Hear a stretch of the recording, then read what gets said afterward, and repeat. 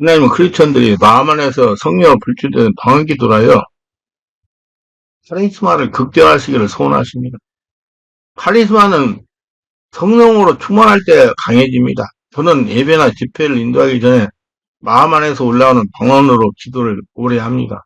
성령으로 충만하기 위해서입니다. 여기까지 방언은 기도의 방언입니다. 기도의 방언으로 성령이 충만하면 이제 은사의 방언으로 이끌어 가신다. 방언으로 기도하여 성령이 충만하게 강단에서 말씀을 전하면 성령의 감동을 주십니다. 원고를 준비하여 말씀을 전하고 그때그때 성령께서 필요한 지식의 말씀과 지혜의 말씀을 전하게 하십니다. 이것이 성령으로 충만하여 성령께서 저를 살아놓고 은사를 나타내면서 이끌어 가시는 것입니다. 그리고 말씀을 전하고 나면 이렇게 세워서 찬양을 하라. 그냥 기도하게 하라. 이렇게 감동하십니다. 그러면 저는 성령께서 감동하셔서 순종하십니다. 저는 청중들에게 전심으로 기도를 하게 하는 후에 강단의 아래로 내려가서 일일이 아는 사람과 치유와 은사를 사역을 합니다. 이때 저는 방언으로 기도를 합니다. 마음으로 기도를 합니다.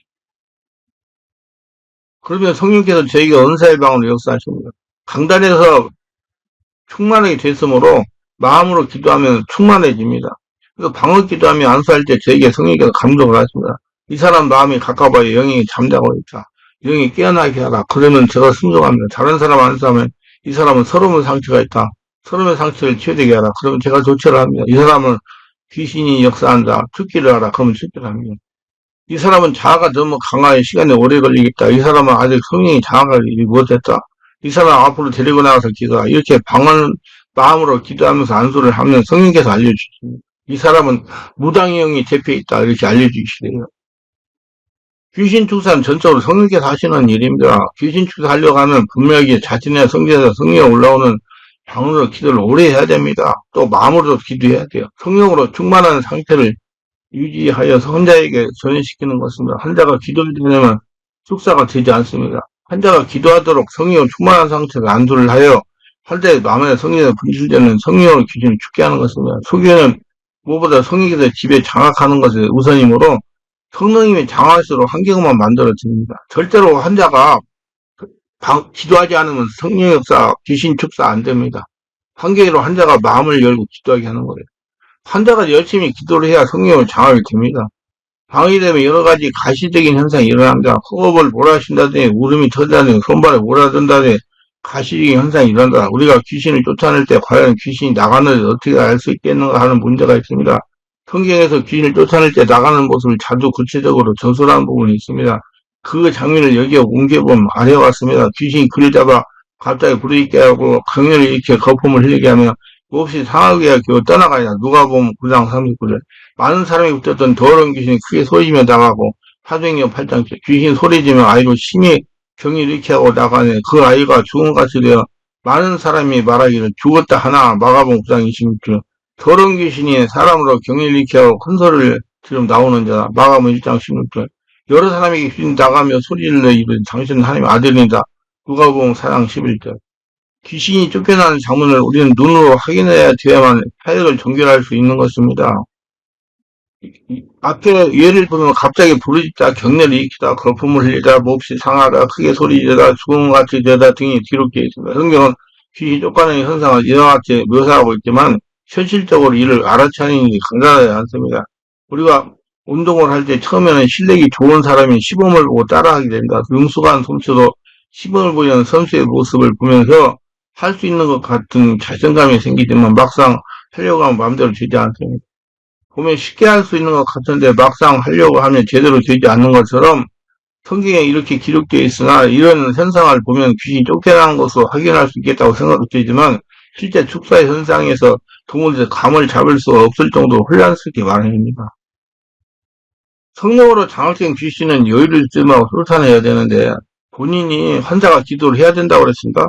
귀신에게 틈을 두면 자신들의 방어할 길을 찾아 교묘하게 사역자를 속이게 됩니다. 그러면 축사에 실패할 수밖에 없습니다. 그리고 다시 귀신을 죽게 하려면 성령으로 장악하는데 시간이 소요되기 때문입니다.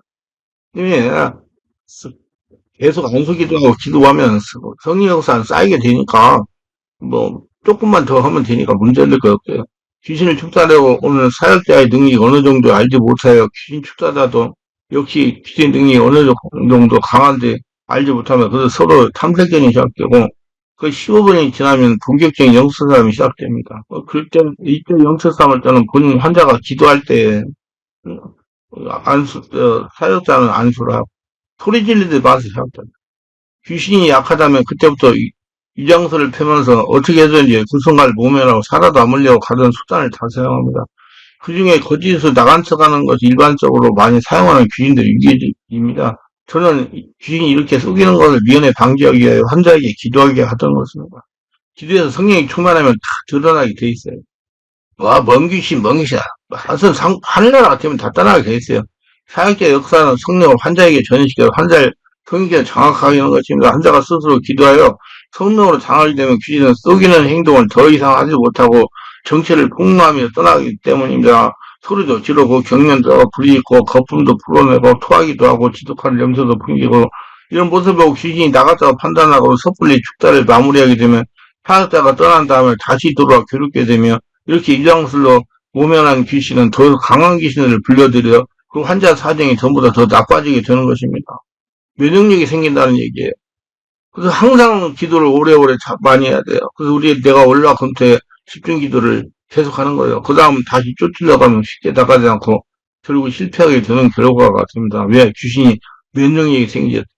참으면 된다는 그것이 귀신한테 심어져 있기 때문에 귀신은 더 이상 견딜 수 없게 되면 소리를 지르는데 경험이 없는 사람은 도대체 어떤 소리를 어떻게 지르는지 알지 못합니다.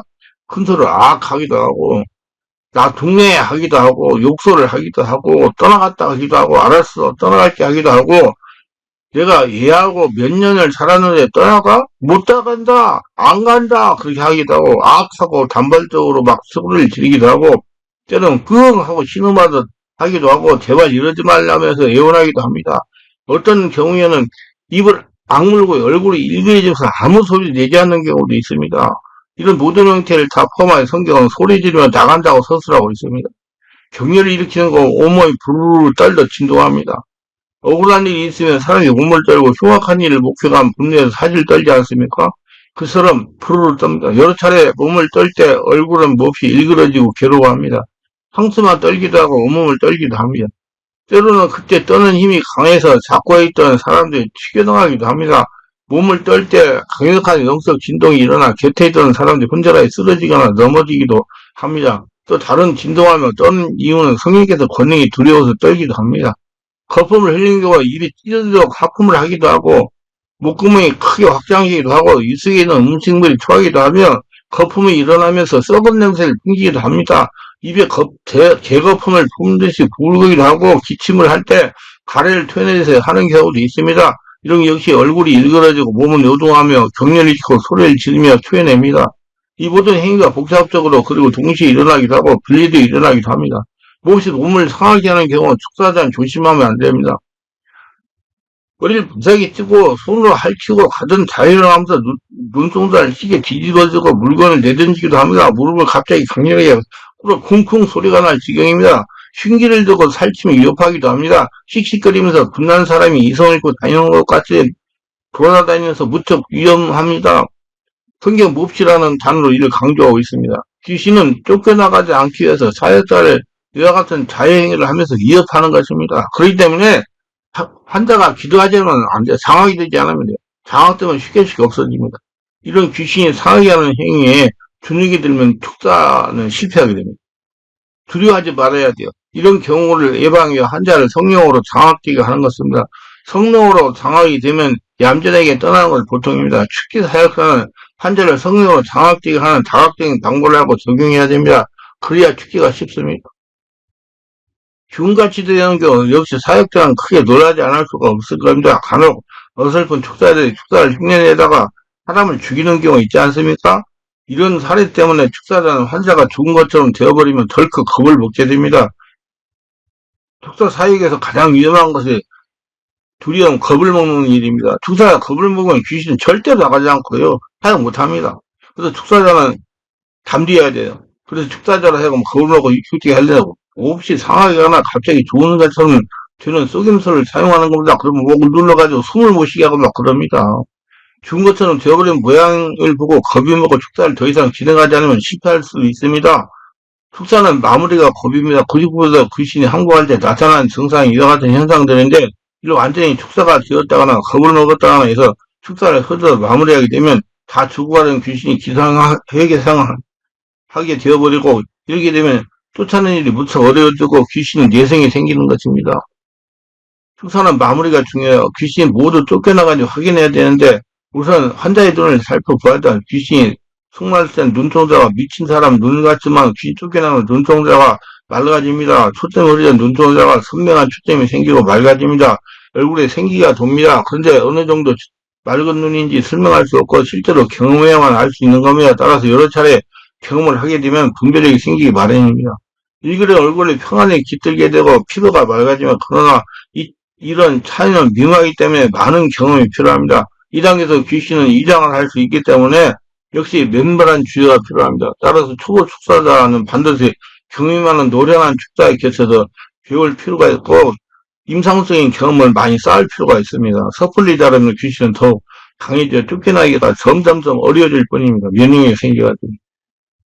풀파리 의사가 사람을 상하게 하듯이 경험이 미천한 사역자는 귀신을 더 강하게 만들어 치유할 수 있는 소중한 기회를 잃게 할 수도 있습니다. 그렇지만 여러분, 환자는 정말 전문적인 사역자한테 찾아서 가야 돼요. 그래야지 빨리 쉽게 해결할 수가 있습니다. 제가 도움을 청하는 귀신들 환자들의 경우 여러 차례 추가를 경험한 환자들이 많습니다. 그래서 다루기가 더욱 어렵고 힘이 듭니다. 그래서 경험 앞에서 귀신도 어쩔 수가 없어요. 강력한 성령의 도성과 경험으로 무장되면 귀신은 쫓아가게 돼 마련이니까 시간이 걸려서 문제죠. 그래서 내가 2시간 이상 기도를 하게 만드는 거예요. 그래서 너무 오랫동안 귀신이 들렸던 사람이 회복하는데 많은 시간과 노력이 필요합니다. 그게 단순하지 않아요. 후유증을 고치는데도 시간이 많이 걸려요. 귀신을 쫓겨나갔지만 그 후유증이 오래갑니다. 후유증은 귀신 들린 상태가 별로 다를 바가 없기 때문에 가족들은 귀신이 쫓겨나가지 않았다고 생각합니다. 귀신이 없어도 상당 기간 동일한 행동을 하게 됩니다. 귀신이 들렸던 기간에 비례해서 그 후유장애가 남기 마련이며, 이를 치유하기 위한 회복 치유는 축사와 전혀 다른 과정을 다뤄야 됩니다. 그 내면 치유를 자꾸 해야 돼요. 말씀 듣고 기도하고. 기도를 많이 해야 돼요. 언제 할 나라가 될 때까지. 이것이 귀신 들림에 의해 진실된 환자의 경우 완쾌를 방해하는 요인이 됩니다. 정신과 치유를 받는 것도 좋아요. 정신건강의학과 약을 겸용하는 게 좋아요. 그래서 정신건강과 의학과 약을 기술적으로 먹으면 돼요. 정신과 치유를 받는 것도 좋습니다. 함께 받는 게 더 빨리 고쳐질 수 있어요. 이는 마치 격렬한 사건 현장에 충격을 받는 사람들이 겪는 위상호 장애처럼 휴유장애가 깃들리며 나타날 수 있습니다. 그리고 진리 말씀과 성령으로 충만한 집회에 참석하게 하여 용익의 균형을 유지하도록 지도를 해야 됩니다. 그래야지 완전히 전인적인 분야가 하늘나라가 성장이 되므로 귀신 쫓겨나는 것이 잘 줄이지 않고 정상적인 사람다운 삶을 살 수가 있어요. 어쩌면 귀신의 특기보다 관리 유지가 더 중요합니다.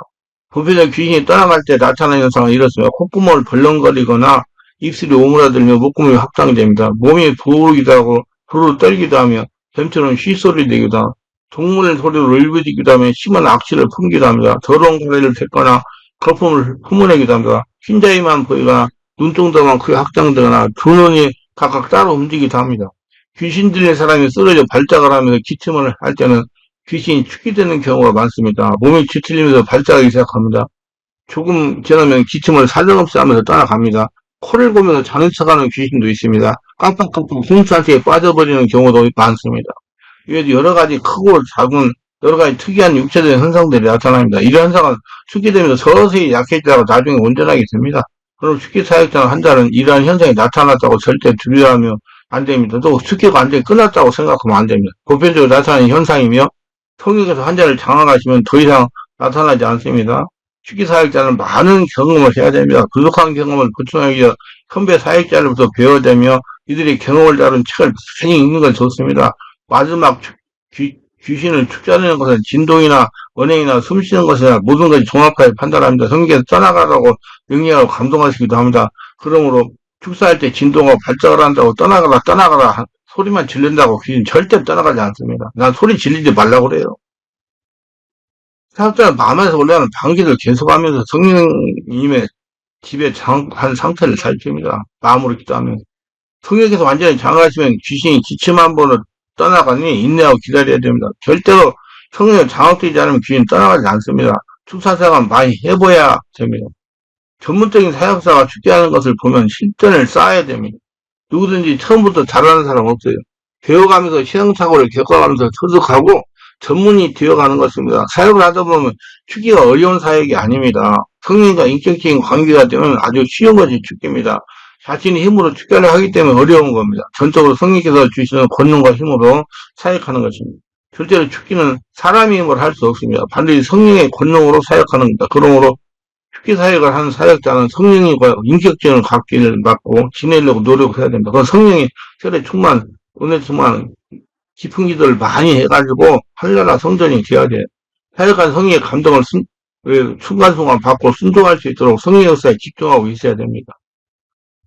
내가 개별 성령추 사역을 하면서 관찰하고 체험받은 잠재의식에 잠복하고 있는 귀신들은 어떻게 하든지 정체를 드러내지 않습니다. 올빼미와 같이 가만히 숨어 있어요. 성령으로 장악이 되면 잠재의식의 상처가 치유되면서 상처에 숨어있던 귀신들이 떠나갑니다. 잠재의식이 치유돼야 돼요. 그러나 근본적인 귀신들은 쉽게 떠나가지 않습니다. 그러면 언제 떠나가냐? 이성적으로 하던 방언기도가 성전에서 성령 불출된 방언기도가 될 때 성령에서 떠나갑니다. 왜 성령 세례 안 받으면 귀신 못 쫓아내요. 잠재의식 어느 정도 치유되고 전인격이 성령님이 지배하기 시작하면 성전에서 불출된 영적인 방언기도를 합니다.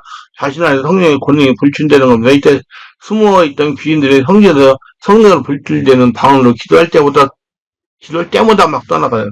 개별치 하다 보면 방언기도 한동안 분출되고 조금 있다가 귀인이 떠나가고 방언기도 한동안 하고 조금 있다가 귀인이 떠나가고 그럽니다. 그렇기 때문에 잠재의식이 정화되는 방언기도 반드시 자신 안에 성전에서 성령 불출되는 방언기도를 하려고 해야 됩니다. 방언기도를 성령으로 정확하게 해야 전인격이 변화되는 겁니다. 일반적으로 입술로 움직이는 방언기도 소리에만 관심을 가지면 자신의 역사는 귀신이 꼼짝도 하지도 않습니다. 이를 알고 방언기도는 반드시 자신 안에 있는 성전에서 성령으로 분출하려고 해야 됩니다. 또 자세한 것은 귀신 촉사 속전속설과 귀신자 차은속 놓게 하는 법, 그 다음에 신의 세계를 보고 하나 돼야 신답게 산다를 참고하시기를 바랍니다. 마지막으로 절대로 축기를 어렵다거나 특별한 사람이 하는 거 생각하지 말라는 것입니다. 축기는 전적으로 성령께서 사역자를 통해서 하는 사역입니다. 성령님이 사역자를 통해서 한다 이 말이에요. 급한 마음을 가지면 사역할 수 없어요. 느긋하게 마음을 먹고 성령의 인도를 받아야 됩니다. 보통 2시간, 4시간 지나 떠나가는 분들이 있어요. 그러니까 기도를 많이 해야 돼요. 환자가. 성령께서 장악하셔야 떠나갑니다. 절대로 떠나가라 하면서 소리만 지른다고 떠나가지 않아요. 괜히 탈진돼요. 힘 빠지고요. 성령께서 장악하시기를 기다려야 된다. 한번 4시간 한번 소리 질러보세요. 탈진 안 할 장사가 있는가. 저는 초장이 5시간, 10시간 소리 질러 해가지고 탈진해져가지고 저녁에 자다가 가인된다가 죽을 뻔했어요. 그래서 성령이 장악할 때까지 기다리셔야 돼요. 소리 질린다고 떠나가는 거 아니에요. 성령이 장악하면 떠나가요. 그렇지 귀신의 영향을 받는 것은 수치스럽게 여길 필요가 없습니다. 뭐가 부담의 호소를 육체를 가지고 있기 때문에 다 있어요. 귀신 있다고 인정하는 게 좋아요. 나는 뭐 성령 충만이 없다. 다 있다니까요. 예. 귀신 쫓아내는 목사도 있어요. 그 안정해야 돼요. 제가 정말 많이 느꼈어요. 그래서 그걸 알고 자기 관리를 잘하고 성령 충만하고 성령 이끌림 받고 성령이 주신 내 말 받아 사역하면 귀신 쫓아내는 별로 어려운 게 아니에요. 인정하고 성령 충만하고 예수님을 쫓아내는 의지가 더 중요하니까 모두 성령으로 충만해서 귀신 쫓아내고 자유함을 얻고 사람답게 사시기 바랍니다. 기도합니다. 오늘도 저희 설교를 끝까지 시청하시는 분들 축복하소서 구독, 좋아요, 알람 설정, 공유하심을 축복하시고 성령 세례받고 충만받아 마음 안에 올라오는 방언기도를 더 많이 해가지고 성령 충만하여 더러운 귀신 자신에게 역사한 귀신도 쫓아내고 사는 사람도 쫓아내주는 능력자가 다 되게 하소서 예수님의 이름으로 기도합니다. 아멘.